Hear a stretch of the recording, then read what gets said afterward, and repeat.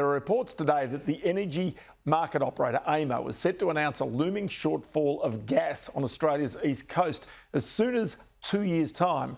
That will potentially have a massive impact on households and businesses and potentially even electricity supply, which will eventually and increasingly rely on gas-fired peaker plants when demand spikes. Now, that report by the Australian energy market operator is due out tomorrow morning. In the meantime, in Victoria, as the recent storm which knocked down high-voltage power pylons demonstrates, it has an even more precarious power system as the state government pushes consumers and business to ditch gas and then coal-fired power stations to install electricity only. But the Victorian Chamber of Commerce and Industry, which has surveyed its members, who are largely manufacturers and businesses in the country and so forth, they say the impact of the government's policies makes them highly vulnerable. So the Chief Executive of the Victorian Chamber of Commerce and Industry is Paul Guerra, who joins me now. Paul, many thanks for your time.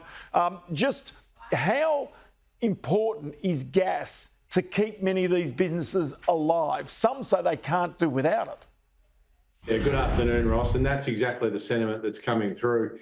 Gas is such a pivotal part of the Victorian economy now that if there wasn't gas there, we would start to lose businesses. In fact, 65% of the businesses that responded to the survey name energy policy as the biggest issue they see going forward. And that's ahead of workforce and taxation, which is a big call for Victoria. OK, so the Labor government there has already said that any new homes built cannot have gas appliances like we can see here, the gas stoves and cooktops or whatever it might be. Where does that apply for business? What sort of obligations will be on business in the future? Yeah, so we know that they've stopped gas for new connects for homes only, and that was in order to protect the business so that the supply of gas was going to be there. But as you're alluding to, there's more and more chatter, and we'll know tomorrow, about the actual gas reserves that are left in Victoria. And if the rumours are true that we're out of natural gas by 2027, 28 in this state, then that puts all of gas supply under pressure. And it means that the state government really have to move to shore up gas supplies, whether that's through LNG or whether that's through other gas supplies coming down from Queensland. Business is going to need a way forward beyond just the normal household as well. OK, so there's some alternatives here. One is an export terminal to be put in at some pace, but the problem is the applications for previous gas terminals have all been knocked back. There's also now the conventional gas exploration that is allowed in Victoria. It was banned for a period of time, but then against that, you've also got the reserves in Bass Strait running out pretty quickly.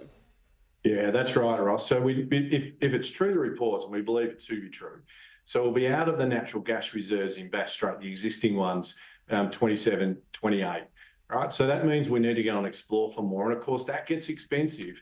If the gas is only going to be used for certain parts of the economy, those that are exploring for it, if they can get a licence, will say, well, is it worth my time and effort to do that if I can go and spend that elsewhere for a better return?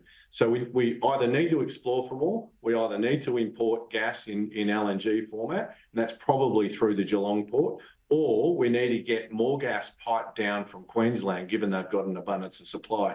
Whatever occurs, as we move to a net zero or renewables economy, something needs to be done to shore up not only the gas supply, but then the move away from coal power in this state as well, as has been flagged.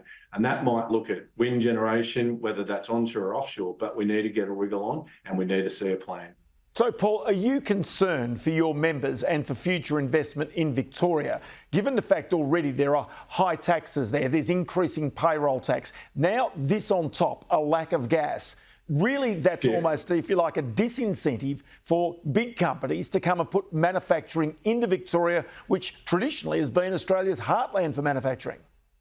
Yeah, concerned enough to raise it. There's still enough time to resolve it before we get to the point, before there is no return. But what we know with business, you need certainty and we also need confidence. So if business has the certainty around supply and, of course, affordability of energy, and then it has the certainty that it's going to be there, the confidence will follow. And what we're asking now from the state government is to put that plan on the table. We want to see what that looks like so we can get behind it.